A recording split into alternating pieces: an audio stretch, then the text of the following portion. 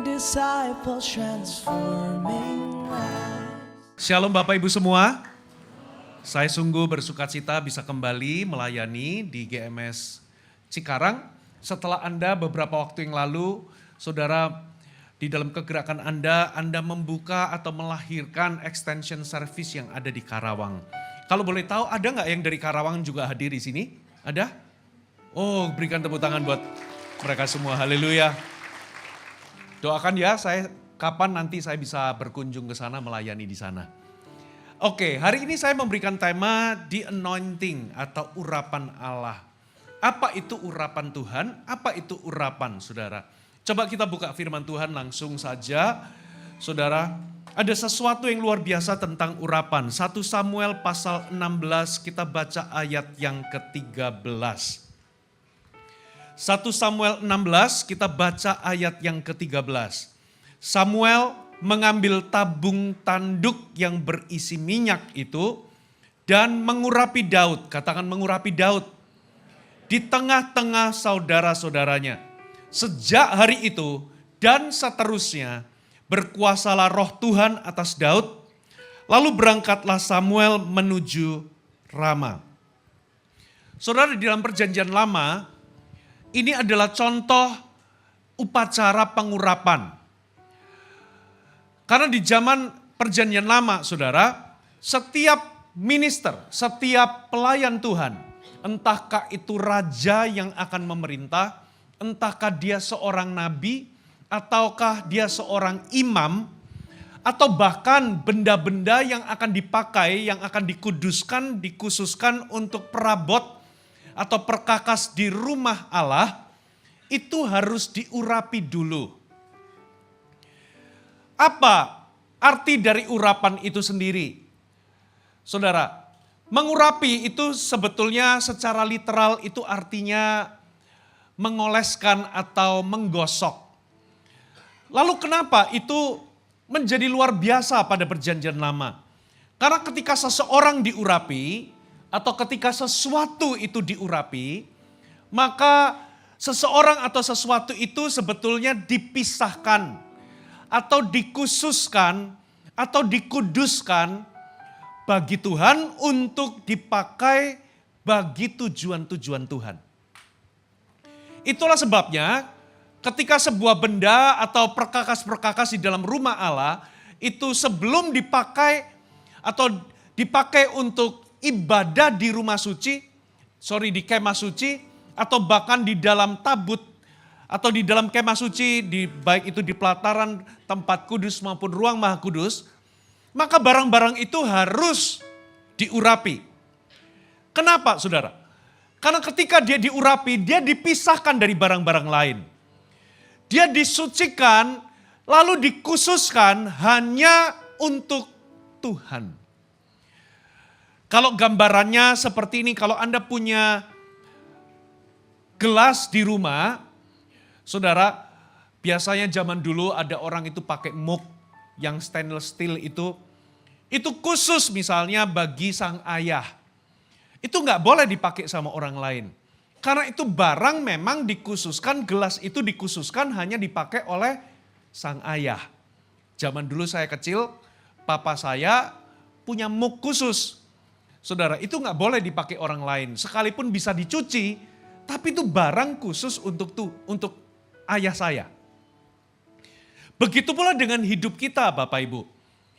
Di dalam perjanjian lama, ketika raja itu diurapi, maka sebetulnya raja itu dikhususkan, dipakai oleh Tuhan untuk menggenapkan atau untuk melakukan apa yang memang menjadi rencana Tuhan atau tujuan Tuhan, mengapa dia itu dipakai jadi raja. Begitu pula nabi, imam. Katakan amin. Saudara, nah lalu apa? Apa maknanya atau apa sih? Saudara, apa pengaruhnya ketika seseorang itu diurapi?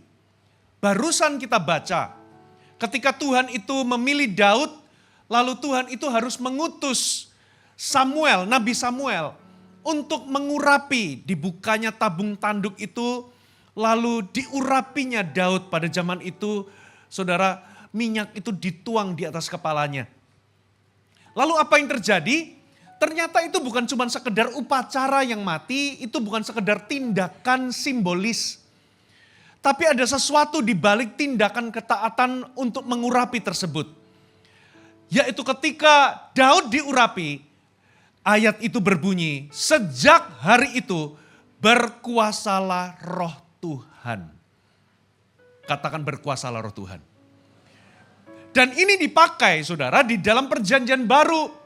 Kalau saudara baca di kitab Injil, salah satu kitab Injil di Matius, kalau nggak salah, Markus pasal 6 ayat 13, dikatakan begini, murid-murid itu mengusir banyak setan dan mengoles banyak orang sakit dengan minyak dan menyembuhkan mereka.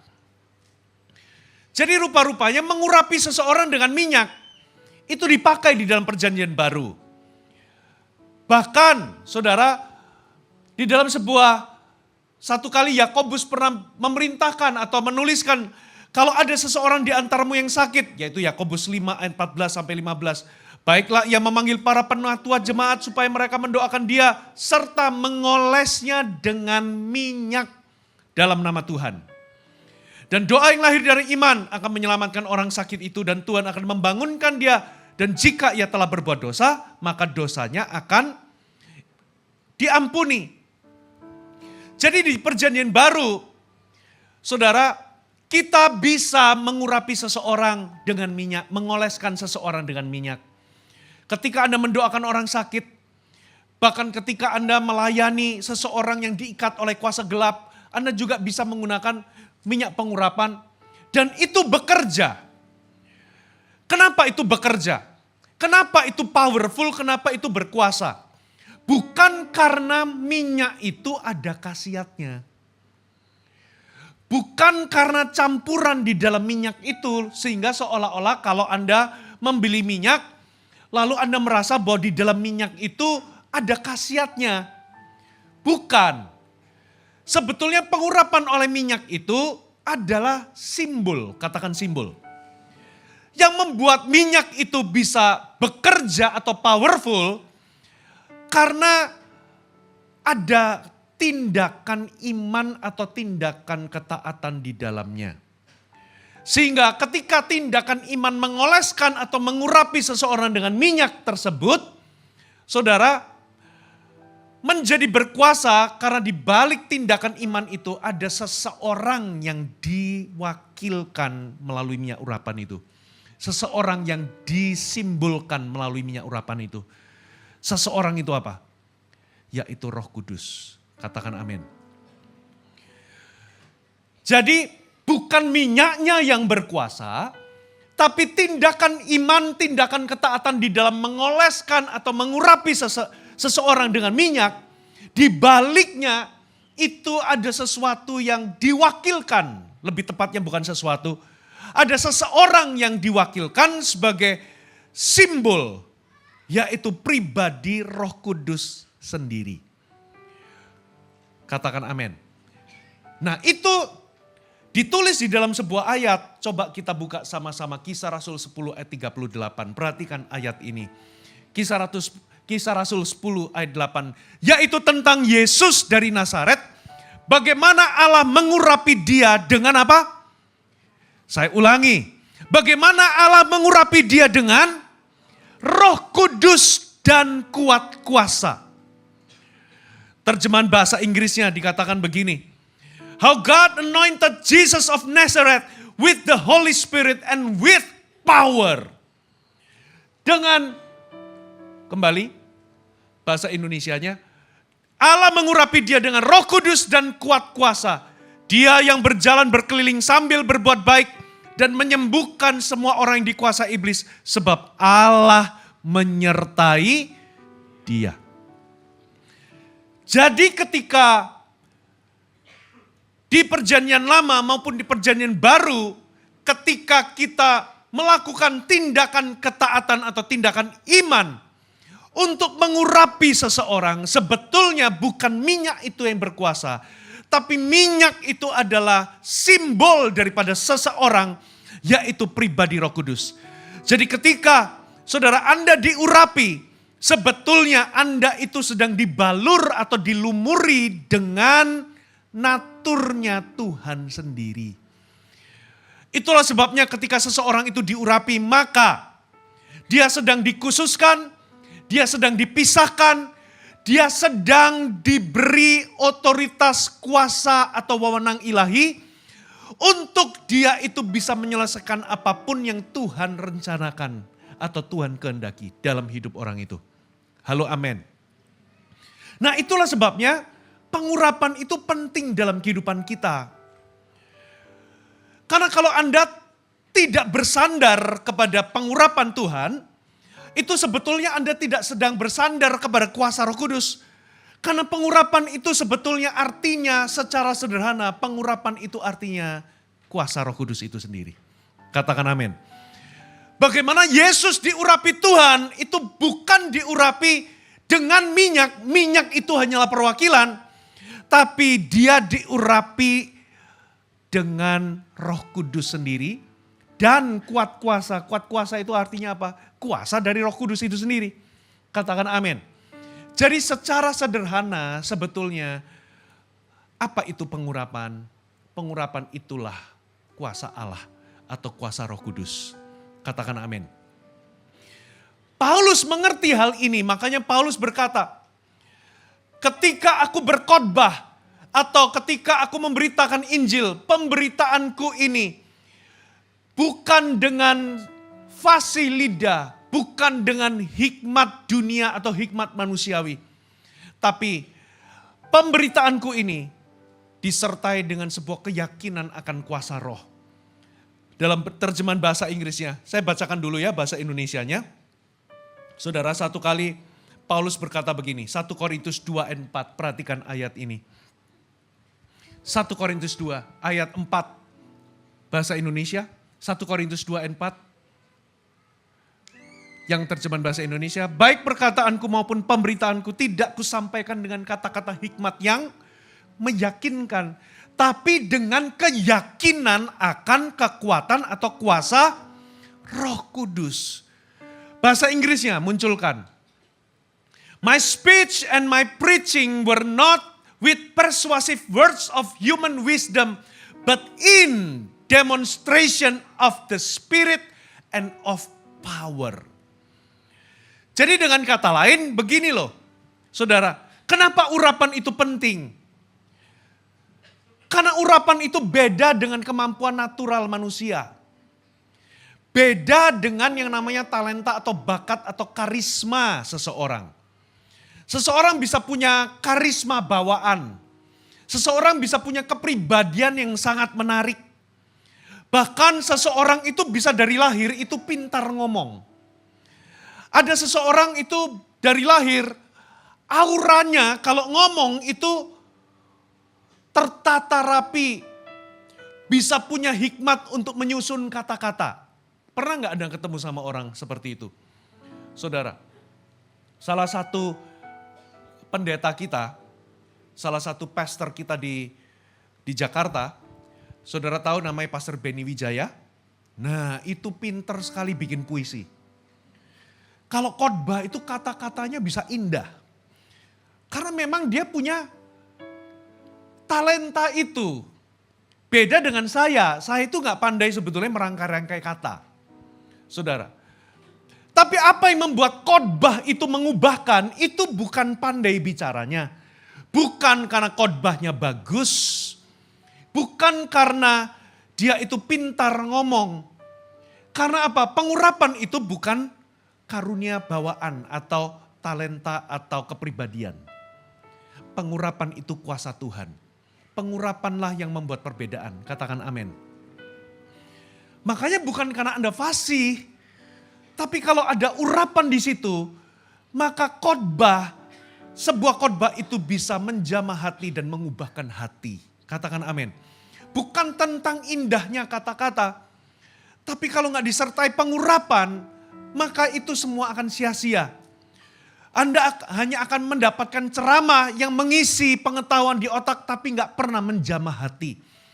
Itulah yang membuat perbedaan, yaitu urapan Allah. Katakan amin. Bahkan firman Tuhan berkata, kerajaan Allah itu bukan soal perkataan tapi kuasa. Kuasa itulah yang namanya urapan, Bapak Ibu. Nah, saudara, dari sini Anda bisa tahu pentingnya pengurapan. Tapi ada banyak orang berkata begini, kalau begitu untuk aku ini bisa menjadi orang Kristen yang luar biasa, berarti aku ini harus mendapatkan semua jenis urapan. Pernah nggak Anda dengar begitu? Seolah-olah ada orang-orang berpikir, aku mau dapatkan urapan kesembuhan. Aku mau dapatkan urapan profetik. Aku mau dapatkan urapan berkhotbah. Aku mau dapatkan urapan memimpin. Aku mau dapatkan urapan apalagi? Berbisnis. Aku mau dapatkan urapan di dalam melayani sebagai pemuji dan penyembah. Saudara, sekalipun itu nggak salah, tapi sebetulnya hanya ada satu pengurapan. Saudara, hanya ada satu sumber, yaitu Roh Kudus sendiri. Katakan amin. Urapan itu sebetulnya kuasa Allah, hanya ketika dia mengalir, dia bisa terekspresi dalam berbagai rupa pelayanan. Katakan amin. Tapi semuanya berasal dari satu roh yang sama. Saudara, itu sama seperti kendaraan, bahan bakarnya itu sama, sumber tenaganya sama, tapi bisa keluar, saudara, dalam bentuk yang berbeda-beda sesuai dengan fungsinya.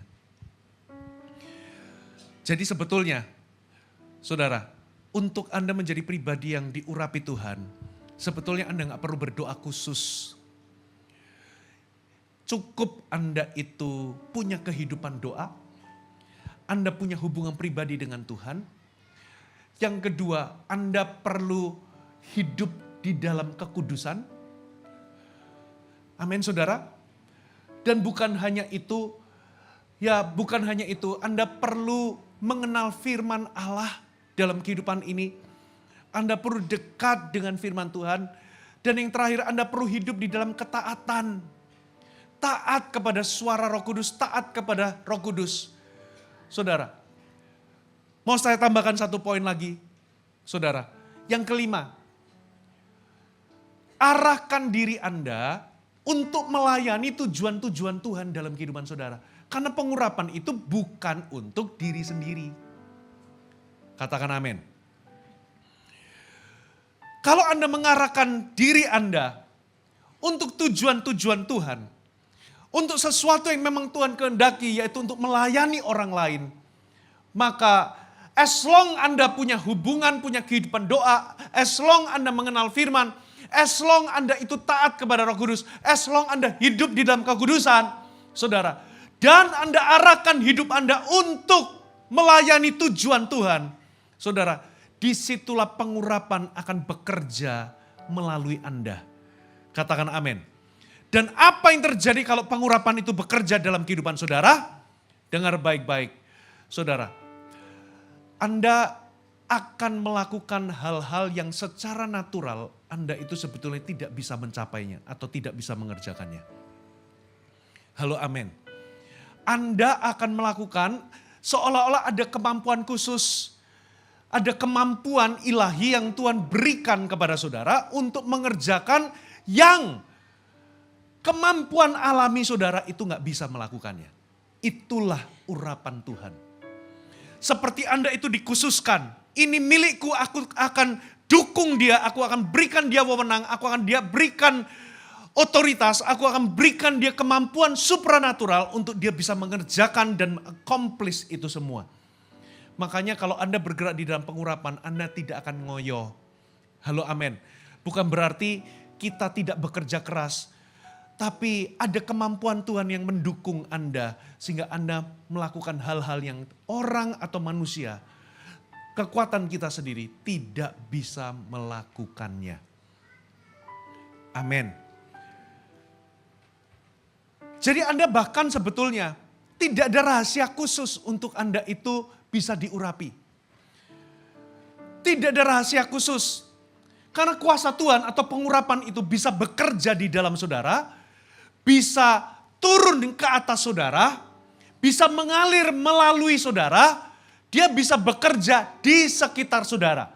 Tapi semuanya itu dipakai untuk melayani tujuan-tujuan Kristus. Katakan amin. Jadi setiap kita orang percaya, saudara, kita bisa diurapi Tuhan. Kita bisa hidup di dalam pengurapan Allah. Katakan amin. Tapi masalahnya begini, saudara. Sebetulnya kita ini nggak sadar bahwa kita ini sudah diurapi Tuhan. Ketika kita betul-betul bergantung kepada Tuhan. Khususnya ketika kita ini melakukan tujuan-tujuan Tuhan. Contoh ya, kalau Anda di CG. As long Anda itu punya kehidupan doa. Anda mentaati Tuhan, Anda hidup di dalam kekudusan. Saudara, Anda melayani tujuan-tujuan Kristus. Ketika Anda datang di CG, Anda tahu ada seseorang yang mungkin butuh dilayani. Saudara, seseorang itu mungkin curhat. Lalu Anda berserah kepada Tuhan, Anda mengambil posisi untuk melayani orang itu. Tanpa sadar, pernah nggak Anda itu waktu Anda dengar curhatnya orang, lalu Anda memberikan nasihat, Anda merinding sendiri. Karena apa? Nasihat saudara ini tiba-tiba bisa bisa menjawab pertanyaan orang itu, bisa masuk ke hati dan waktu Anda ngomong itu, saya itu sering, walaupun urapan itu tidak selalu dikonotasikan atau tidak selalu diartikan selalu ada perasaan merindingnya, tapi ada momen ketika saya ngomong sesuatu, itu saya itu merinding dan orang itu bisa diberkati atau bahkan menjawab kebutuhan. Dan Anda sendiri bingung, kok aku bisa punya hikmat seperti ini ya? Sebetulnya Anda nggak siapkan itu kata-kata di rumah. Tapi urapan mengalir dan apa yang Anda lakukan ketika Anda menasihati, nasihat itu melayani orang lain. Tanpa sadar Anda sebetulnya, saudara, Anda diurapi untuk saudara bisa menasihati seseorang. Katakan amin. Nah itulah pentingnya Bapak Ibu, saudara, pentingnya Anda berserah kepada Tuhan. Karena ketika Anda berserah kepada Tuhan, Anda miliki kehidupan doa. Anda mengenal firman. Saudara hidup di dalam kekudusan, hidup di dalam ketaatan. Bahkan Anda menyediakan berserah dan menyediakan diri Anda untuk melayani tujuan Tuhan. Maka saudara sedang diposisikan untuk diurapi dan dipakai Tuhan. Untuk menggenapkan atau melakukan tugas tertentu. Katakan amin. Tengok kanan kiri katakan, engkau bisa diurapi Tuhan. Dan Tuhan rindu mengurapi Anda. Nah masalahnya begini, saudara.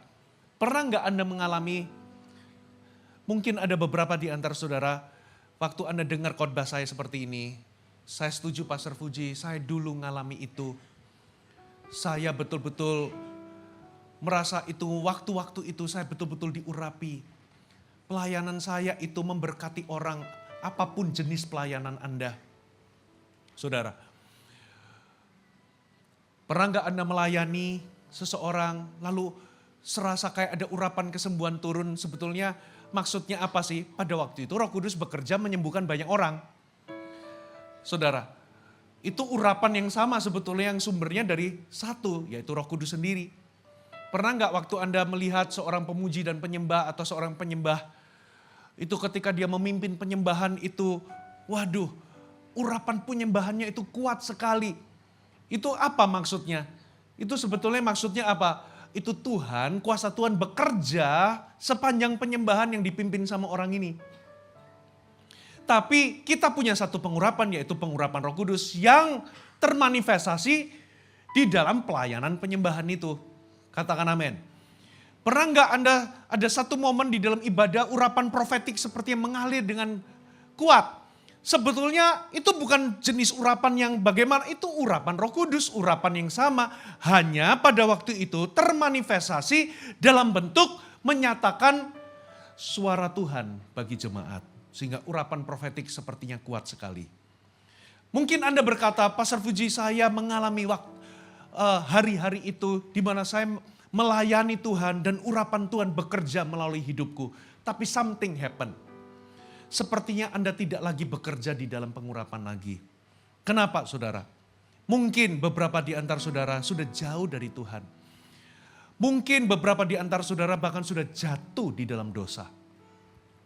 Atau mungkin Anda sudah berhenti melayani tujuan-tujuan Kristus di dalam kehidupan saudara. Contoh, saudara. Contoh. Saya tahu ada beberapa orang di teman-teman pendeta, saudara. Dia begitu diurapi ketika dia menjabat posisi tertentu, ketika dia ditabiskan untuk melayani umat. Tapi ketika sesuatu terjadi di dalam perjalanan, mungkin karena kekecewaan, karena clash, karena apa, saudara. Orang ini tidak lagi berfungsi atau meninggalkan pelayanannya. Kelihatannya cuma office ya pelayanannya. Saudara, maka apa yang terjadi setelah dia meninggalkan pelayanan itu dengan sengaja, saudara, tidak lagi melayani di posisi itu, maka urapan tidak lagi bekerja, saudara. Karena urapan itu bukan hanya untuk diri sendiri, katakan amin. Urapan itu diberikan untuk melayani jiwa-jiwa atau melayani tujuan Tuhan tertentu dalam kehidupannya. Mungkin dulu Anda diurapi tapi Anda meninggalkan posisi atau tempat atau titik di mana Tuhan itu bisa memakai Anda. Tapi saya mau berikan kabar baik malam hari ini. Kabar baiknya adalah apa yang hari ini hilang, Anda bisa dapatkan kembali. Halo amin. Dengan cepat saudara, apa yang perlu Anda lakukan? Yang pertama, Anda perlu repent. Atau perlu bertobat. Katakan bertobat. Bertobat itu Anda harus dititik, bukan hanya menyesali. Memang Anda perlu remuk dan menyesali. Tapi Anda perlu, saudara, sampai di titik Anda sepakat atau setuju dengan Tuhan bahwa apa yang Anda lakukan itu betul-betul salah. Katakan amin. Karena kadangkala orang, kenapa seseorang itu gak bisa bertobat? Karena dia penuh dengan pembenaran diri. Kita merasa bahwa apa yang kita lakukan itu semua orang melakukannya. Kita merasa apa yang kita lakukan itu gak seberapa kok, karena Anda membandingkan dengan orang-orang yang mungkin melakukan jauh lebih buruk. Sehingga pembenaran-pembenaran itu membawa Anda, saudara, tidak sampai di titik Anda itu remuk hati saudara. Apa artinya remuk? Itulah yang dimaksud oleh Yesus. Berbahagialah orang yang berduka cita, karena ia akan dihibur. Duka cita di sini itu maksudnya apa? Inilah yang namanya duka cita ilahi. Anda di titik sadar bahwa dosa itu sangat serius. Seperti Tuhan memandangnya serius. Dan Anda sadar bahwa dosa itu efeknya bukan hanya merusak hidup Anda, menghancurkan hidup Anda, tapi itu juga menyakiti hati Tuhan. Kalau Anda tidak sampai di titik itu, sepakat bahwa ini salah di hadapan Tuhan, Anda tidak akan yang namanya mengalami penghiburan. Penghiburan di situ apa artinya? Pengampunan, pemulihan yang Tuhan sediakan. Katakan amin. Makanya berbahagialah orang yang berduka cita karena ia akan dihibur. Halo amin. Pemulihan yang Tuhan sediakan. Saudara harus di titik Anda harus di titik, saudara, sepakat dengan Tuhan bahwa apa yang Anda lakukan itu betul-betul salah. Itu artinya repent. Nah, tanpa Anda sepakat setuju dengan firman, sepakat dengan firman bahwa Anda sudah keluar dari standarnya Tuhan, maka itu tidak akan pernah menghasilkan yang namanya pertobatan. Atau Anda tidak akan pernah menghasilkan yang namanya Anda berbalik dan kembali. Saudara, katakan repent, bertobat. Itulah sebabnya kalau Anda mau bertobat, itu seperti Daud. Daud itu betul-betul berkata, aku telah berdosa di hadapan Tuhan. Titik. Sementara Saul, ya oke aku berdosa. Tapi dia masih apa saudara, memberikan pembenaran. Aku begini karena rakyat yang suruh, yang mendesakku. Tapi apa yang aku lakukan itu gak betul-betul serius kok. Niatku baik, aku itu ingin mempersembahkan korban bagi Tuhan. Padahal dia sedang melanggar firman-Nya Tuhan. Tuhan suruh tumpas semua musuh-musuh termasuk binatang-binatangnya, hewan-hewannya. Tapi disisihkan hewan-hewan yang terbaik, saudara, tidak dibunuh. Saudara, Samuel datang menegur dia. Dia bukannya mengaku bersalah, tapi dia berkata, yang aku lakukan ini untuk Tuhan juga kok. Itu namanya pembenaran. Saudara, itulah sebabnya beberapa orang tidak bisa kembali di titik dulu waktu dia diurapi. Kenapa? Karena urapan itu sangat berkaitan dengan hati. Katakan hati. Yang kedua adalah saudara return, katakan return. Maksudnya kembali. Apa maksudnya kembali di sini? Kembali di sini itu maksudnya Anda betul-betul kembali kepada tadi apa saudara tadi saya bagikan bagaimana Anda diurapi asal Anda punya kehidupan doa. Betul ya? Anda mengenal firman Tuhan, lalu Anda taat, Anda hidup dalam kekudusan, Anda melayani tujuan Tuhan. Sama, kembali di sini maksudnya apa? Kembalilah di tempat-tempat di mana Anda membangun kehidupan doa dulu. Kembali ke tempat-tempat di mana dulu Anda betul-betul meluangkan waktu, bukan hanya sekedar Anda baca renungan harian, tapi Anda betul-betul meluangkan waktu untuk Anda menyelidiki firman. Kembali ke tempat-tempat di mana ketika dulu Anda betul-betul menjaga kekudusan, karena Anda tahu kekudusan, tanpa kekudusan Anda nggak mungkin bisa melihat Tuhan. Anda betul-betul kembali untuk apa? Hidup di dalam kekudusan. Anda tidak mengizinkan ada 1-2 hal kecil mencemari perjalanan saudara bersama dengan Tuhan. Kelihatannya kecil, cuman gini aja, tapi Anda tahu itu bisa menghalangi hubunganmu dengan Tuhan. Anda kejar itu. Dulu Anda mengejar Tuhan, Anda menjaga kekudusan demikian rupa, Anda tidak kompromi, bahkan tidak mentoleransi sedikit pun dosa. Karena Anda tahu Anda sedang mengejar Tuhan, karena nggak mungkin Anda bisa kejar Tuhan, sementara Anda juga di waktu yang sama Anda mentoleransi dosa, karena dosa itu menghalangi hubunganmu dengan Tuhan. Yang Anda kejar adalah pengenalan. Kembalilah ke tempat itu. Katakan amin. Dulu Anda taat sama Roh Kudus. Tapi mungkin sekarang ada desakan, ada hati nurani yang klik, Anda tidak segera bertobat. Anda tidak lagi taat. Kalau Anda ingin melihat Anda diurapi, saudara, Anda tidak boleh memaksa Tuhan kembali, tapi Anda yang kembali. Katakan amin.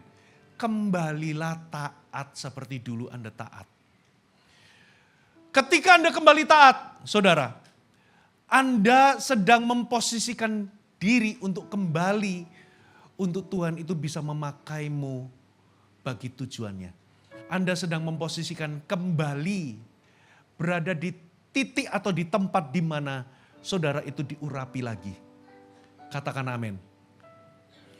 Kalau dulu Anda melayani tujuan-tujuan Tuhan, sementara hari ini Anda menjauh dari tujuan-tujuan Tuhan. Saya nggak ngerti. Mungkin beberapa di antara saudara dulu Anda melayani Tuhan. Tapi hari ini Anda vakum. Mungkin karena kecewa. Karena Anda mungkin dikecewakan oleh orang. Seseorang melukai Anda. Sehingga dulu Anda melayani, sekarang Anda tinggalkan tempat pelayanan itu atau tempat di mana Anda bisa melayani Tuhan secara rutin. Saudara, Anda meninggalkan itu. Saya mau katakan, kembalilah melayani.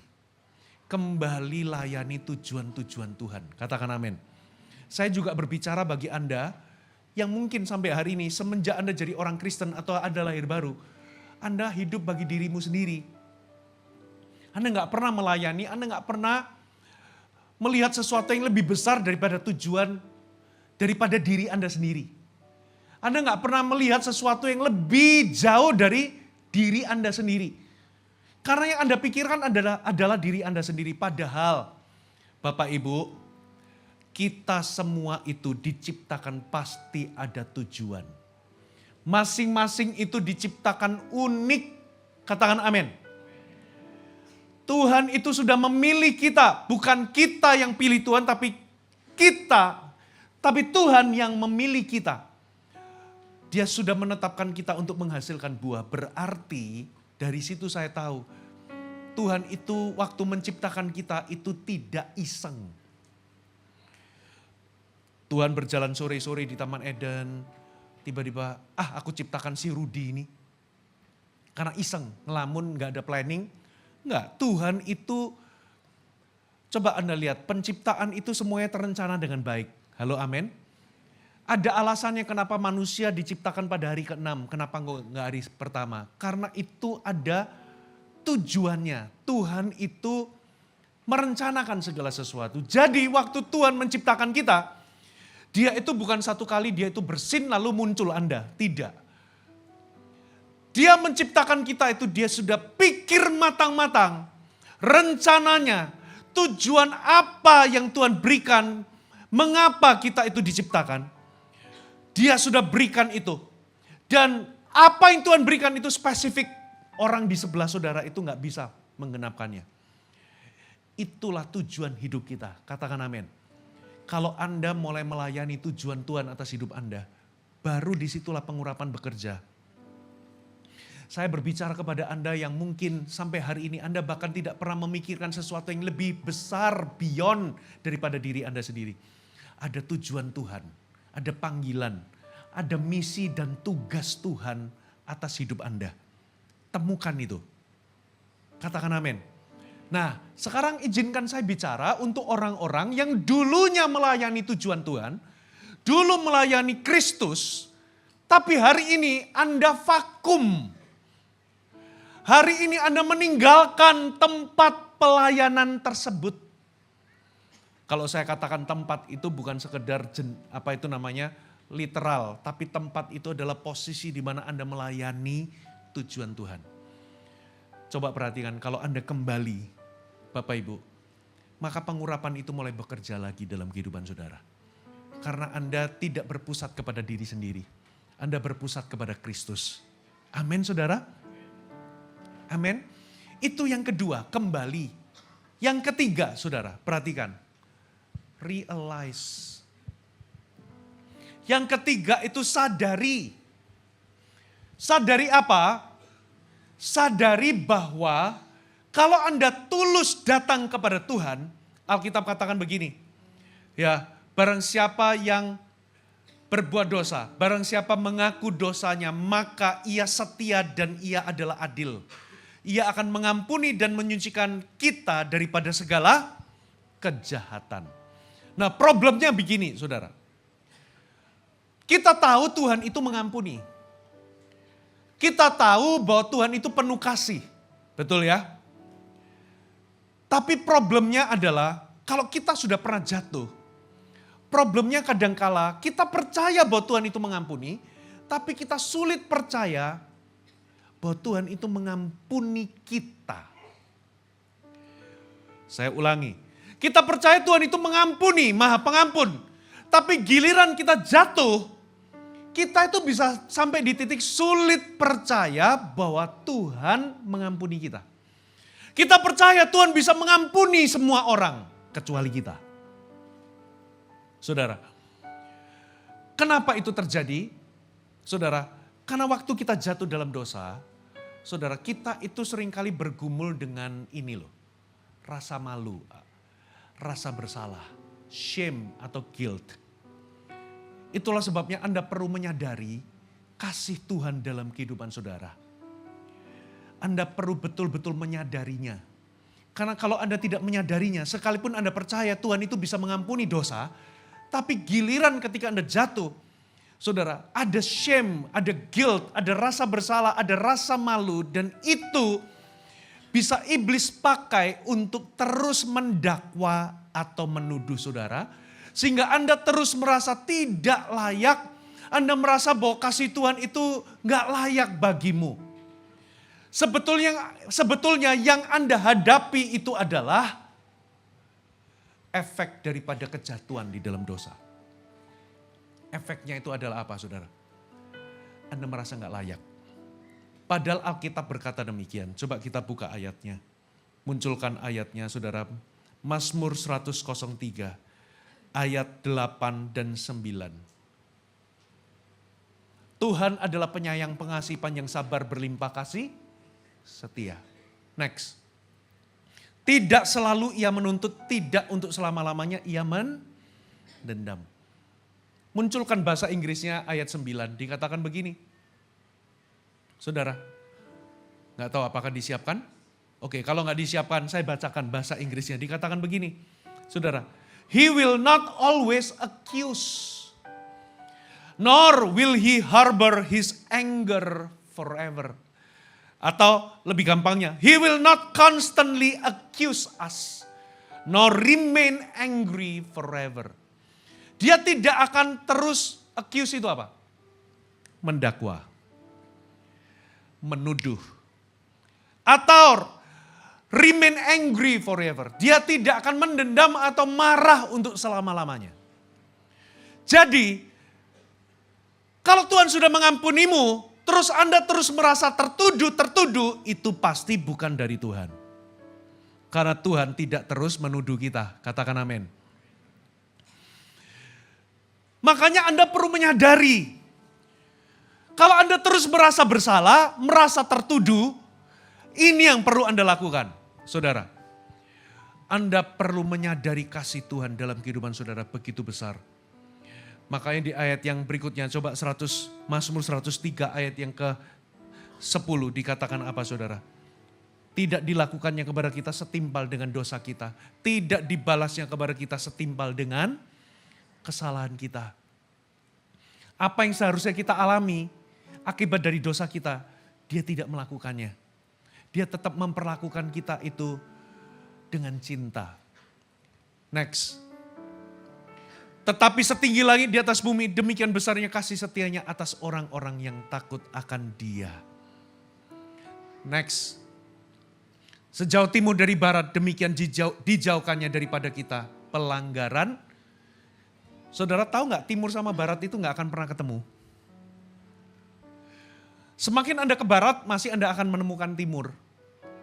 Semakin Anda ke timur, Anda akan terus menemukan ada barat.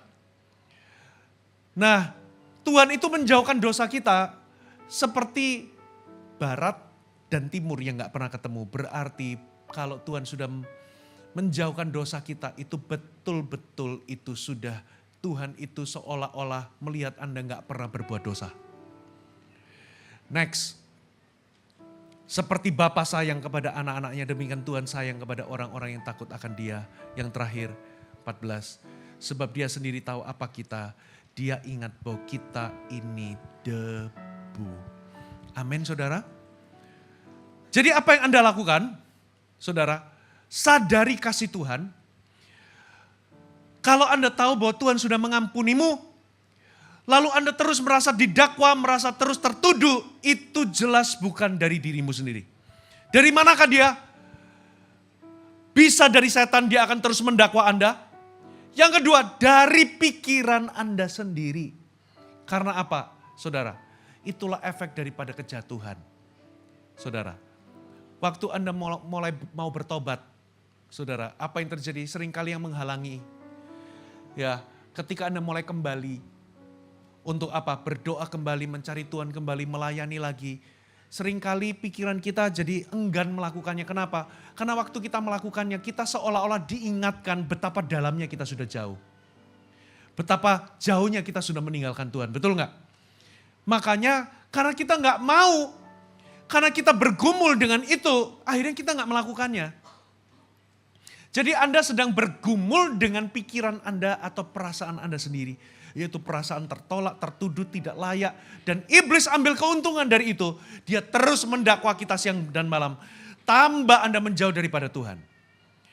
Saudara, makanya satu-satunya adalah jangkarkan iman Anda itu kepada apa saudara? Kepada kasih Tuhan yang tidak pernah berubah.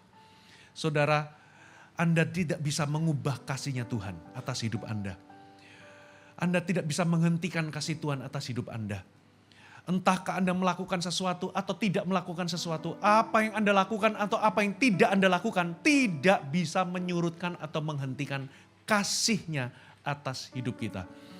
Kasih Tuhan itu tidak bersyarat, tidak berdasarkan performa kita. Jangkarkan diri kita dari kasih Tuhan yang tidak pernah berubah. Amin. Yang terakhir sebelum kita selesai. Munculkan poin keempat. Reach ahead. Maksudnya apa? Saudara, majulah ke depan. Raihlah masa depan. Katakan amin. Paulus itu berkata demikian. Saya bacakan ya. Filipi pasal yang ke-3. Ayat 13 sampai 16. Munculkan. Saudara-saudara, aku sendiri tidak menganggap bahwa aku telah menangkapnya. Maksudnya apa? Paulus itu rasul yang luar biasa. Dia sendiri mengakui bahwa dia pun masih dalam proses. Bahwa dia pun belum sempurna. Katakan amin. Di tempat ini, siapapun Anda, setinggi apa level kerohanian Anda, jangan pernah merasa sudah mencapai kesempurnaan. Paulus itu sendiri sadar bahwa dia belum sempurna, dia sendiri masih dalam proses. Lalu apa yang dia lakukan? Dia berkata begini, aku melupakan apa yang telah di belakangku. Berarti saudara, Paulus itu melupakan kegagalannya termasuk keberhasilannya di masa lalu. Dan mengarahkan diri kepada apa yang di hadapanku. Katakan mengarahkan diri kepada apa yang di hadapanku. Jadi setelah Anda jatuh, setelah Anda bertobat, setelah Anda kembali, lalu Anda sadari kasih Tuhan. Ini yang perlu Anda lakukan. Terus arahkan diri Anda ke depan. Mengarahkan diri ke depan itu maksudnya apa? Ini ternyata. Mengarahkan diri kepada yang ada di hadapanku, ayat 14. Berlari-lari pada tujuan untuk memperoleh hadiah, yaitu panggilan sorgawi dari Allah dalam Kristus Yesus. Berlarilah di dalam perlombaan iman. Larilah begitu rupa. Jangan ngerem, katakan amin. Jangan ulangi kesalahanmu yang dulu. Jangan ngerem, terus lanjutkan dari waktu ke waktu. Teruslah melayani. Terus kejar destiny Tuhan dalam kehidupan saudara. Teruslah bertumbuh, katakan amin. Jangan begini loh. Oh, aku rasa sudah cukup komitmenku ya untuk aku memuridkan atau melayani di gereja. Kali ini aku mau santai. No. Lanjut terus sampai Tuhan datang. Saudara, bahkan misalnya Anda sudah melayani, Anda sudah pulih. Anda pindah kota misalnya dari Cikarang pindah kemana misalnya ke Papua. Saudara, langsunglah join GMS Papua. Lanjutkan imanmu, jangan begini. Waduh, puji Tuhan. Ternyata melayani di CG itu capek juga ya. Kali ini aku mau istirahat sebentar. Aku gak mau masuk dulu CG. Dengar baik-baik, dulu ada coach dari GMS sebuah kota. Saya dikabarin, itu long time ago, 10 tahun yang lalu. Coach luar biasa, saya ditelepon gembalanya. Ini orang luar biasa, coach dia berbuah banyak. Waktu join di Jakarta, GMS Jakarta, di follow up licin. Maksudnya Pak, entar dulu gini, wah banyak alasan. 2 tahun kemudian ketemu sama saya, dia ngomong bahwa aku sudah clubbing, aku sudah kepelacuran, aku udah begini, aku begini. Kaget, kok kamu sedalam itu? Hanya gara-gara apa? Dia ngomong begini, iya kok aku soalnya waktu di GMS yang lalu itu melayani itu kayaknya aku kepengen istirahat sebentar. Dia cuman kasih celah sebentar, kata sebentar itu. Tinggal di Jakarta langsung habis, hanyut. Dia kenal kelompok, bukannya kenal anggota CG, kenal sama keluarga rohani. Dia kenal teman-teman, ya lalu temennya ngajak dia clubbing, teman kerjanya ngajak gini, lalu dia punya circle itu toksik semua, circle-nya itu bukan anak Tuhan. Tiba-tiba lambat laun, saudara pernah tahu kenapa kata itu bisa jadi suike? Karena kata itu punya kemampuan menyesuaikan diri. Tahu nggak? Waktu Anda menanak air, kan dari 0 derajat kan? Kata dimasukin, dia masih renang. Wow, 10 derajat, 20 derajat, 30 derajat. Wah, dia ini apa namanya? Jacuzzi. Ini pemandian air hangat. Saudara, dia masih renang-renang, dia nggak langsung lompat keluar. 50 derajat tubuhnya itu bisa menyesuaikan diri. 50 derajat, oh tambah enak ini. Anget, 60, 70, tiba-tiba suike. Tiba-tiba tanpa sadar dia sudah terpanggang mati. Itulah yang terjadi sama orang tersebut. Aku kan kuat, aku kan coach, tenang aja. Tunggu aku mau istirahat. Dia kenal sama teman-temannya. Saudara, iklimnya mulai berubah. Dia mulai menjadi serupa dengan dunia. Cara berpikirnya gaul, apalagi dia dari daerah pindah ke Jakarta. Gitu ya. Ngelihat Jakarta, waduh dunia hiburan pelan-pelan, pelan-pelan. Dia terjerumus begitu dalam dunia malam. Padahal dulunya, zaman dulu itu namanya penilik bukan coach. Ya itu zaman masih bahula. Saudara. Lanjut, coba munculkan lagi kalimat berikutnya. Karena itu, marilah kita yang sempurna berpikir demikian. Jikalau lain pikiranmu tentang salah satu hal itu akan dinyatakan Allah juga kepadamu. Lanjutkan, jangan ngerem. Amin.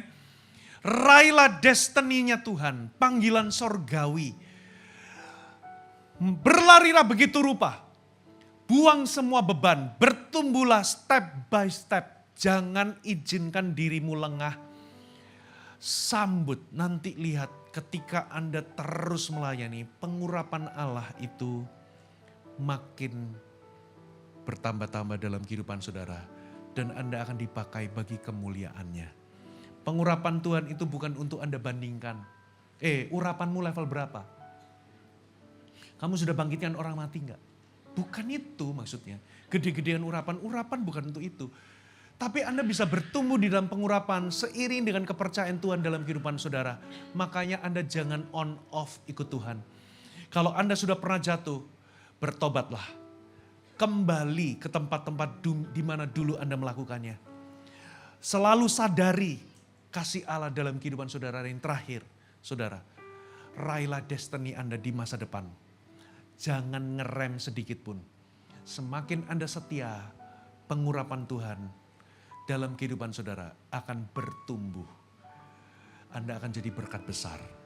Mari kita bangkit berdiri sama-sama.